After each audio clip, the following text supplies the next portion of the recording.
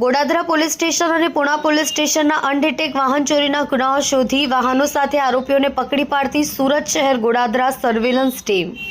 સુરત શહેર police commissioner Anupamsinh Gahlot સાહેબ, ખાસ police commissioner Wabang Jamir sector 1, નાયબ police commissioner zone 2 Bhagirath Gadhvi, incharge મદદનીશ police commissioner Chirag Patel, D division નાઓએ સુરત શહેરના મિલકત સંબંધી ચોરીના વણ શોધાયેલા ગુનાઓના આરોપીઓને પકડવા માટે સૂચનાને આધારે ગોડાદરા પોલીસ ઇન્સ્પેક્ટર એચ.એસ. આચાર્યના માર્ગદર્શન હેઠળ સર્વેલન્સ સ્ટાફના incharge police sub inspector M S. Mewada તથા police sub inspector J S. Ramanandi નાઓએ સર્વેલન્સના પોલીસ કર્મચારી સાથે ગોડાદરા પોલીસ સ્ટેશન વિસ્તારમાં વર્કઆઉટ દરમિયાન assistant head constable Kiranbhai Manilal, assistant police constable Khemraj Jogabhai, assistant police constable Lalabhai Bhimabhai નાઓને તેઓના અંગત વિશ્વાસુ બાતમીદાર મારફતે પાક્કી બાતમી હકીકતને આધારે આરોપીઓ નિલેશભાઈ જોધાભાઈ હડિયા, ઉંમર 24, ધંધો ઓટો ગેરેજ, રહેવાસી ઘર નંબર 38, વાસ્તુવિલા સોસાયટી, ગોડાદરા, સુરત,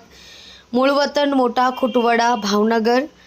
વિપુલ બટુકભાઈ સિસારા, ઉંમર 25, ધંધો સાડીમાં જોબ વર્ક, રહેવાસી ઘર નંબર A102, સુમન ગૃતિ આવાસ, ગોડાદરા, સુરત શહેર, મૂળ ભાવનગર.